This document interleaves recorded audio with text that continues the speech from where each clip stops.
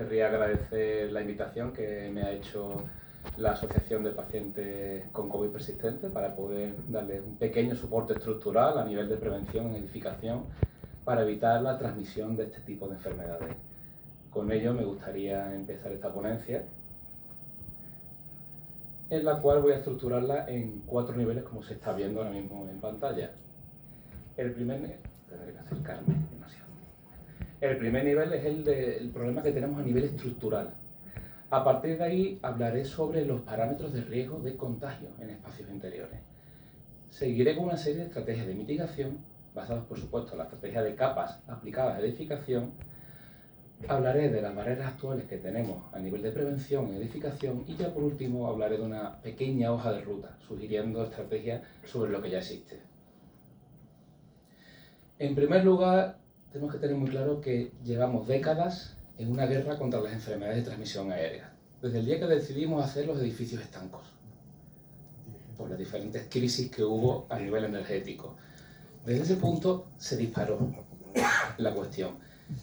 Y a pesar de la importancia que tiene esta enfermedad del COVID en los diferentes daños y capacidades de transmisión que tiene, hablamos de un halcón dentro de las enfermedades de transmisión aérea. Seguimos teniendo otras muchas enfermedades que son capaces de hacer un daño tremendo, tanto personas que no son vulnerables como vulnerables. Pensemos que la gripe, que a nivel de transmisión es un pollo en comparación con el halcón que es la COVID, dimensiona en gran parte el sistema de salud a nivel de hospitalizaciones y de atención primaria. Con lo cual, fijémonos que esta es la que nos dimensiona y la COVID está muy por encima en capacidad de transmisión. Pero es que ni siquiera ese es el único problema que tenemos.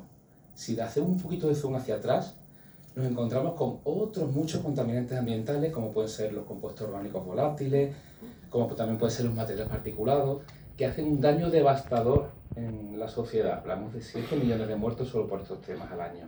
Entonces, no solo tenemos un problema, que es grave, tenemos muchos.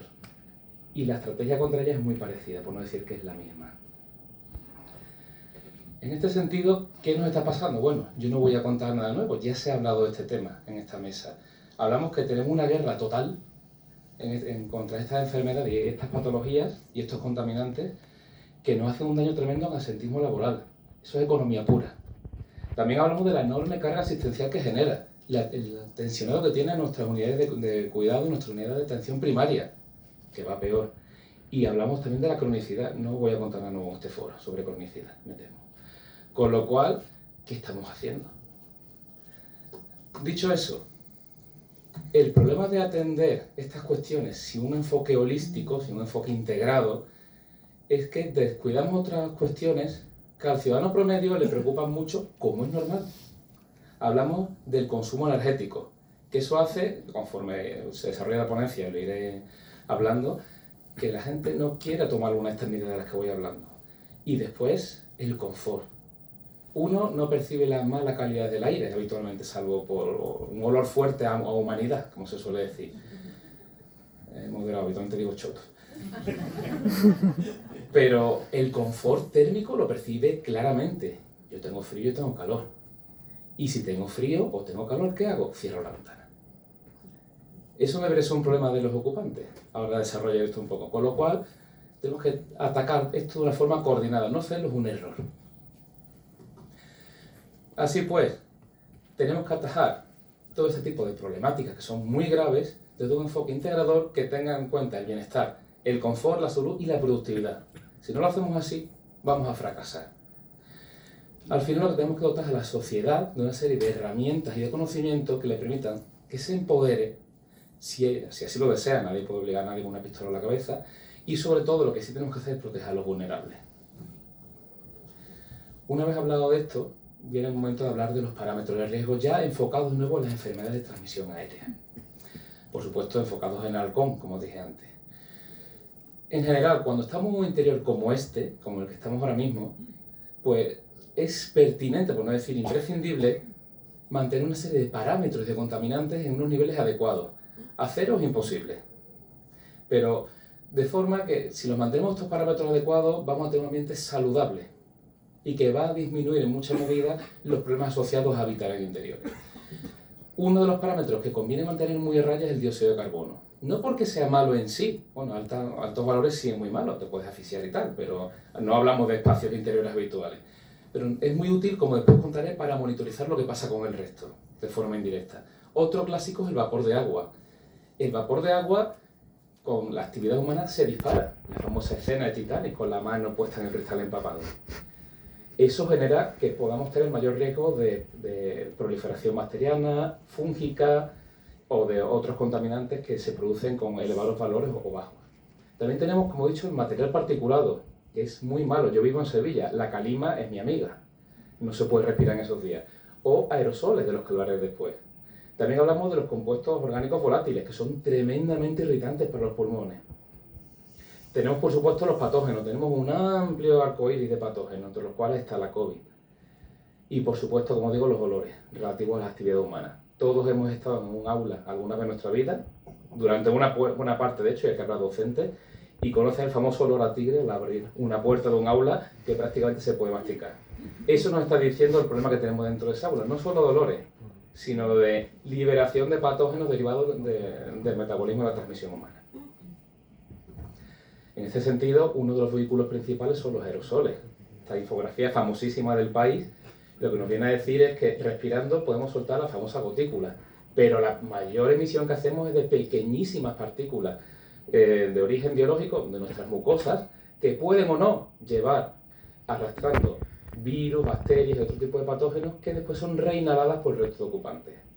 En este sentido, yo, si estuviera convaleciente de alguna de estas enfermedades, estaría obsequiando a todos los presentes con una probabilidad de riesgo de transmisión relativa. En este sentido, cuando hablamos de riesgo de infección por aerosoles, insisto, la COVID es una más. Es la que ha puesto el foco en esto, pero a nivel técnico esto se sabía desde los años 60 y mucho antes. Otra cosa es que se haya mirado para otro lado. Hablamos que la actividad condiciona muchísimo la emisión de partículas potencialmente infectivas por parte de alguien que esté infeccioso. La actividad, por supuesto, la vocalización. Yo estoy ahora mismo con una tasa metabólica baja, sentado, pero estoy hablando. Y estoy hablando partículas. Por eso mismo lo primero que he hecho es un test de antígeno antes de venir aquí.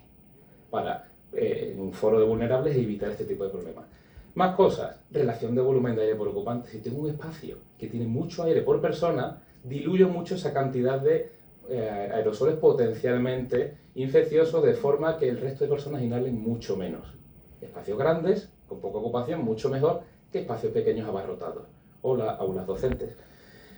Más detalles, condiciones higrotérmicas interiores. A menor humedad, más aguantan los aerosoles en el aire. Se reducen y se quedan flotando más tiempo, pesan menos. Y la temperatura también afecta a esto. O sea, tenemos muchos condicionantes, como vemos, que me afectan. No solo la COVID. La tasa de ventilación. Esto ya lo puedo manipular yo. Según la ventilación de un espacio, yo puedo condicionar más o menos la dilución del área. Es decir, puedo retirar parcialmente aerosoles potencialmente infectivos y todas las cosas que hablé antes. Es una de las claves a nivel de prevención en espacios interiores. Por supuesto, puedo utilizar filtros HEPA, entre otras cosas, o el uso de mascarillas, como las que están llevando todos, gran parte de los presentes o yo mismo. Pero esas medidas no deberían ser más que complementarias a la ventilación. La ventilación es la clave en todo esto porque es la forma más sencilla. Y también existen los sistemas de ultravioleta, que son un buen complemento si son instalaciones fijas, que no portátiles. Hablemos de estrategia de mitigación, aunque alguna he ido adelantando. La ventilación va a ser la gran estrategia en este sentido, pero ahora haremos pistas. ¿Cómo puedo controlar yo si la ventilación de un recinto como el que estamos es buena, regulera o muy deficiente? Pues podemos medir el CO2 como un indicador indirecto de la eficiencia de la ventilación. Por el mero hecho de estar vivos, todos estamos respirando. Y en ese proceso de intercambio estamos liberando dióxido de carbono junto con otros gases. Pues ojalá que monóxido no. Si no estaremos todos tirados al suelo. Entonces, por el mero hecho de estar vivos, pues estamos haciendo ese proceso de oxidación en el cual liberamos dióxido de carbono y, claro, a la vez estamos también liberando otras cositas, como por ejemplo aerosoles potencialmente infectivos, que no necesariamente infectivos. Con lo cual es un indicador indirecto pero bastante fiable en espacios interiores y especialmente barato. Hablamos que un sensor para un usuario normal puede costar 100 y algo euros, pero un sistema de instalación que controla la ventilación puede ser 200, 300, 400. es absolutamente asumible, sobre todo por la eficiencia que tiene. Con lo cual, si medimos CO2, indirectamente podemos controlar el riesgo relativo que tiene cada persona en un espacio, y con lo cual podemos mitigar la transmisión. Y otro detalle que me encanta citar, esto lo dice el profesor José Luis Jiménez: si hubiera una pastillita azul que si nos tomáramos multiplicáramos por 4 nuestra inteligencia, ¿la tomaríamos? Pues la ventilación es esa pastillita. Mis alumnos pasan mucho frío en clase, especialmente en los exámenes. Y ahora también una temperatura un poco más baja permite un mayor rendimiento cognitivo, así que 2 por 1. En este 2 por 1, al abrir la ventana, lo que estoy fomentando es que su toma de decisión y sobre todo su iniciativa y rendimiento mejore. No es porque el CO2 sea tóxico, no va por ahí, sencillamente es por un pequeño problema que nos generan las membranas mucosas. Nos espesa, nos duerme en un momento dado. Con lo cual, insisto, ventilar tiene muchas ventajas, salvo el tema del consumo energético. Pero hablaré después de ello. En este sentido voy a cerrar esta parte de mitigación hablando que este señor, que Lord Kelvin, algo sabrá de medir, decía que lo que no se define no se puede medir. Si no mido algo, no lo puedo mejorar. Y viva la entropía, si algo no se mejora, con el tiempo se degrada. Con lo cual el controlar me permite mejorar o como mínimo mantener. Y sobre todo regular. Un pequeño diagrama de soluciones. Por supuesto, antes de hablar de todo esto tenemos otras medidas no farmacológicas, como ya he dicho, mascarillas, test de antígenos, hay muchas. Pero a nivel de edificación de instalaciones fijas, podemos hablar de este diagrama, que es bastante conocido. La primera pregunta que nos hacemos: ¿podemos hacer esto al exterior? En Sevilla, por ejemplo, lo tenemos muy fácil en las 2 semanas de primavera. ¿Podemos? Estupendo, hemos terminado, hagamos las cosas al exterior. Que no se puede porque llueve, porque no me da la gana, hay muchos motivos. Bueno, pues nuestros edificios deberían contar con sistemas de ventilación mecánica controlada, como este recinto en el que estamos. Ya os garantizo que la tiene. ¿Qué ganamos con eso? Ventilación exacta, meto la cantidad de aire que me hace falta para ventilar. Ni me paso, ni poco ni mucho. A partir de ahí, ¿me sirve? Pues no lo sé si no mido CO2. Si me sirve, ya he terminado, tengo la solución. ¿Qué no me sirve? O lo que más me suele preocupar, no existe. Abramos ventanas y puertas. Es una medida que nos permite intercambiar la cantidad de aire suficiente. ¿Cuánto es suficiente? Pues nos lo dirá de nuevo la medición. La monitorización continua en el tiempo. Si no es suficiente, bueno, lo razonable sería que hubiera un sistema de extracción de aire mecánico. Un ventilador extrayendo aire para sencillamente equilibrar la situación. ¿Que no es posible? Bueno, perdón, si fuera posible hemos terminado, pero si no fuera posible es cuando yo recurriría a estrategias de filtrado activo, mediante elementos portátiles como filtros HEPA. Pero bueno, la primera solución está clara. Nuestros edificios deberían tener un sistema que ya por ley deberían tener, en la edificación de 2007.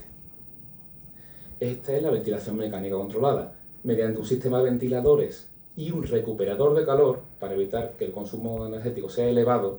Yo cojo una cantidad de aire fresco del exterior y lo introduzco filtrado según ley en mis espacios. Me quito contaminantes exteriores y sobre todo material particulado. De esta forma garantizo la renovación y la dilución de patógenos. Si diluyo, no es que reduzca al cero el riesgo, no hay espacios seguros, me temo, pero sí hay espacios aceptablemente seguros. Ya dependerá de mi propia decisión regulando el sistema. ¿Cómo?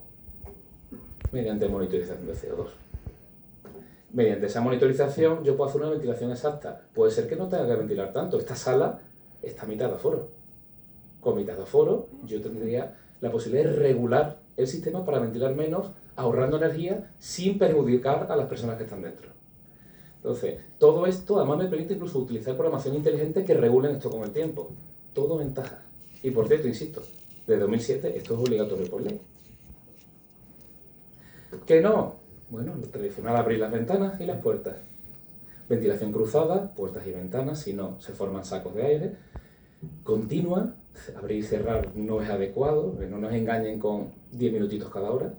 En 10 minutitos cada hora, a los 10 minutos ya tenemos unos niveles absolutamente perjudiciales en espacios de alta densidad de ocupación. No sé si saben por dónde voy. Distribuida, no solo en una esquina, las ventanas abramos un poquito en cada sitio, y medida, si no mido, pues empieza la degeneración. De todas formas, todos hemos padecido el abrir una ventana. Hace frío, A mí me han entrado palomas en clase, ¿vale? No es una situación... A mí me ha divertido, pero los estudiantes no tanto. Cuando llueve te mojas como los demás, en fin, una serie de cosas. Y por supuesto, los sistemas de climatización no están dimensionados para eso, con lo cual consumimos una barbaridad y aún así pasamos frío o calor. Pero bueno, hay que contaminar, ¿no? Os decía. Barreras actuales. ¿Qué barreras tenemos? Supongo que muchas son conocidas. Falta de ventilación mecánica en los edificios, no es el caso aquí, insisto. No sé qué pasa ahora. Incumplimiento de marco normativo en ventilación en muchísimos espacios, ahí tenemos un ejemplo clásico. Desigualdad en espacios con personas vulnerables, el clásico ejemplo, por supuesto, no son las aulas, sobre todo guarderías y escuelas de educación infantil, hogares vulnerables, centros de día, hospitales. Y la famosa cultura de cerrar cómodo frente a ventilar. Antiguamente se ventilaba, es una cosa que se ha perdido. Y además, no olvidemos que también ventilar, si no se hace bien, consume mucha energía, con lo cual los gestores de los edificios ven la factura y dicen, hasta luego, Lucas, y apagan las máquinas, que es un clásico. Pero hay máquinas que tienen esa capacidad de hacerlo bien y muy barato, no olvidemos, la tecnología ya existe. Hoja de ruta, ¿qué hacemos? Empezamos. No hay que desarrollar un nuevo marco normativo. El que hay es bueno. Tenemos un marco normativo excelente, mejorable para ser supremo, pero es muy bueno. Hablamos que en nivel de edificación no residencial, o sea, cualquier sitio que no sea vivienda, ya tenemos la obligación de 2007 que todo edificio desde ese momento tenga ventilación mecánica controlada con filtrado de aire exterior y recuperación de calor, a poco que tenga mínimo caudal. Climatizar a nivel de tratamiento térmico es opcional, pero es lo que nos centramos, pero lo importante es ventilar. Esto ya se sabía, como ya vengo dicho. Aunque no estuviera adaptada a la transmisión de patógenos, hay muchos problemas que nos obligan a ventilar. En vivienda, desde 2006 es una ventilación, sobre todo, y 2013, que nos obliga a ventilar mecánicamente por extracción en cocinas y baños o híbrida, que si no hay caudal suficiente por ventilación natural, se activa. El problema es cuando se desactiva y empieza la transmisión entre viviendas. Eso es otra fiesta que hoy no me da tiempo a hablar. ¿Vale? Y a nivel del INST, de la seguridad y salud en lugares de trabajo, tenemos una normativa del 97, súper famosa para todo aquel que esté metido en el tema, que nos obliga a ventilar por cada trabajador un caudal razonable. Podría ser mejor, pero empezamos bien. Y que es de aplicación en cualquier espacio que haya trabajadores, da igual que sea asistente. Pero mi pregunta es, ¿están coordinadas entre sí? Después, no. ¿Hay garantía de cumplimiento? No mucho, no se revisa después. ¿Y qué pasa en edificación existente? Bueno, pues es muy bonita.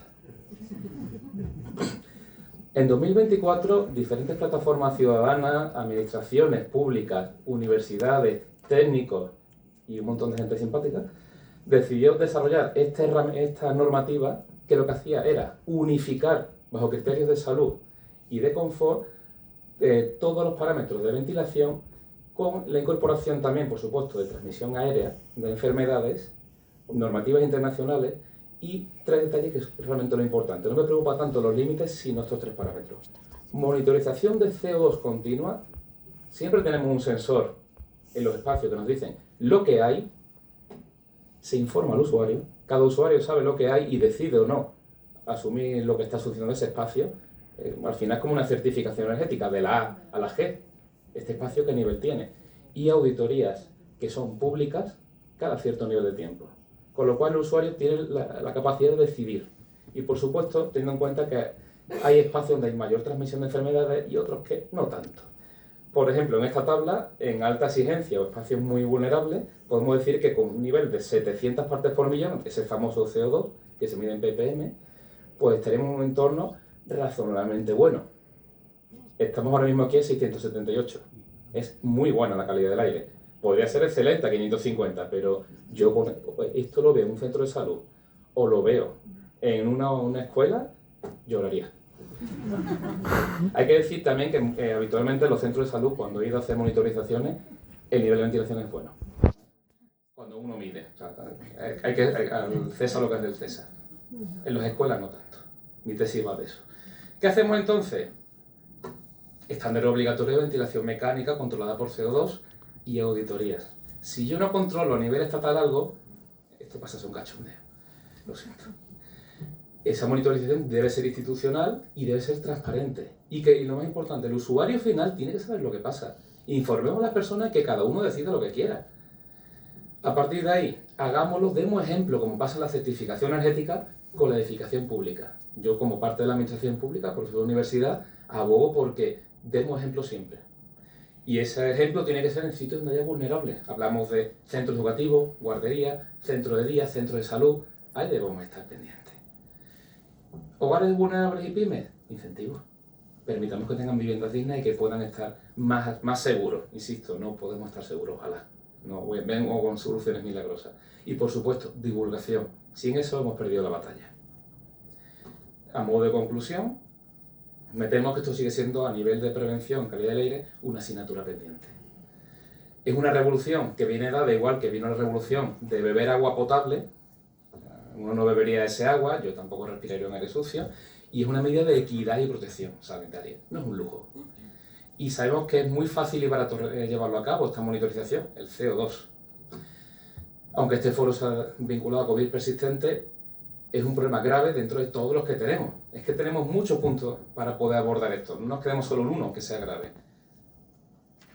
Y la solución, quiero que esto quede muy claro, es, técnicamente ya lo sabemos todo, a nivel de sistemas podemos diseñarlo, se están diseñando millones de espacios, es perfectamente escalable, la industria lo controla perfectamente y lo único que hace falta es que los estándares se cumplan, que haya voluntad de su cumplimiento y voluntad para garantizar que se cumple. Y a partir de ahí, ayudas secuenciales para que esto se pueda implementar. Y hasta aquí mi ponencia. Muchas gracias.